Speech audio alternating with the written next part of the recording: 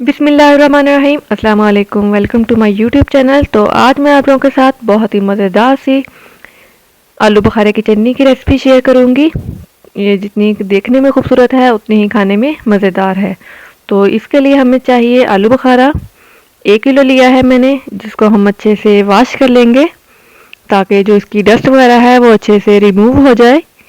तो ये आप देख सकते हैं, आलू बुखारा इस तरह का फ्रेश ही हमें चाहिए, ज़्यादा सूखा हुआ नहीं। चीनी हमने 2 कप ली है, काफ़ी होगी वो। और पानी हमने 8 कप लिए हैं। और इसमें जो मसाले हैं, नमक आधा चम्मच, लाल मिर्च आधा चम्मच, काली मिर्च 1 चुटकी, जीरा पाउडर आधा चम्मच लिया है हमने। सिरका 2 चम्मच लिए हैं और थोड़े से बादाम लिए हैं। सिरके का क्या काम है वो मैं आपको आगे जाके वीडियो में बताऊंगी। तो सबसे पहले हम एक बर्तन में पानी डालेंगे। 8 गिलास पानी लिए हैं हमने, तो इसको हम गर्म होने के लिए रख देंगे। तो जब पानी गर्म हो जाएगा तब हम इसमें आलू बुखारा ऐड करेंगे। तो ये आप देख सकते हैं, पानी गर्म हो चुका है। अब हम इसमें आलू बुखारा ऐड करेंगे। आलू बुखारा हमें जो चाहिए वो अच्छी क्वालिटी का लेना है, ज़्यादा सूखा हुआ नहीं लेना। इस तरह का पर्पल वाला लेना है, रेड रेड सा।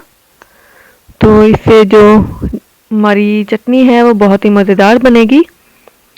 और इसको जब भी यूज़ करना है, इसको अच्छे से वॉश करना है और बहुत ज़्यादा मल के नहीं धोना कि इसका जो पल्प है वो पानी में शामिल हो जाए। तो इसे 15 मिनट तक पकाना है ताकि जो ये आलू बुखारा है वो सॉफ्ट हो जाए। अगर ज़्यादा ड्राई होगा तो शायद पानी ज़्यादा लगे, पानी की क्वांटिटी कम या ज़्यादा हो सकती है। तो इसे जब ये अच्छे से नरम हो जाएगा तब हम बाकी के स्टेप आगे करेंगे। तो ये आप देख सकते हैं, जो आलू बुखारा है वो सॉफ्ट हो चुका है।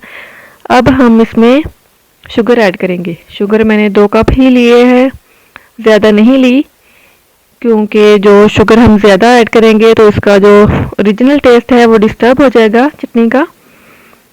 इसको अच्छे से मिक्स कर लेंगे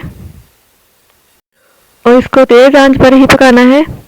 तो अगर आपने अभी तक मेरे चैनल को सब्सक्राइब नहीं किया तो मेरी वीडियो को लाइक और मेरे चैनल को सब्सक्राइब ज़रूर कीजिएगा।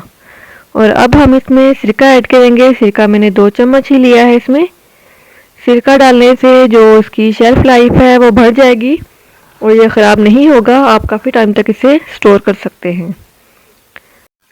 और अब हम इसमें मसाले ऐड करेंगे।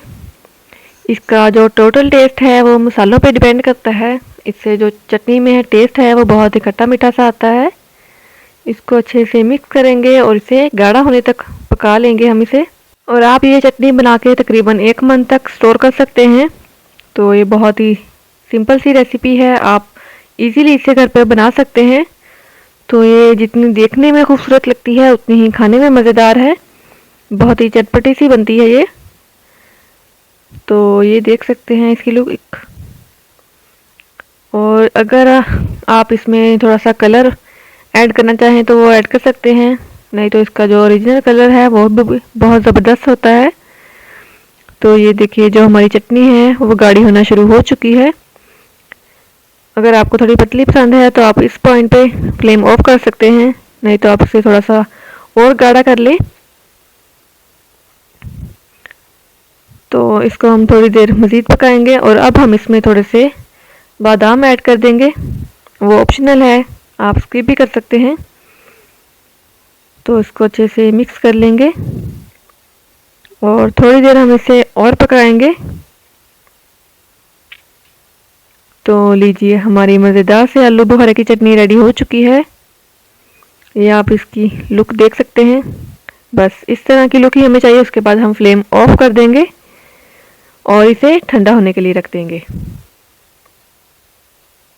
और जिस बर्तन में आपने इसे सेव करना है वो बर्तन गीला नहीं होना चाहिए, वरना ये ख़राब भी हो सकती है। तो लीजिए, हमारी मज़ेदार से आलू बुखारे की चटनी रेडी हो चुकी है। तो कैसी लगी आपको मेरी आज की रेसिपी? अगर आपको मेरी वीडियो अच्छी लगी, मेरी वीडियो को लाइक और मेरे चैनल को सब्सक्राइब ज़रूर कीजिएगा। साथ ही बेल आइकन प्रेस कर दीजिएगा ताकि हर नई आने वाली वीडियो का नोटिफिकेशन आपको मिल सके। मिलते हैं नेक्स्ट वीडियो में, तब तक के लिए अपना ढेर सारा ख्याल रखिएगा, दुआ में याद रखिएगा। अल्लाह हाफिज़।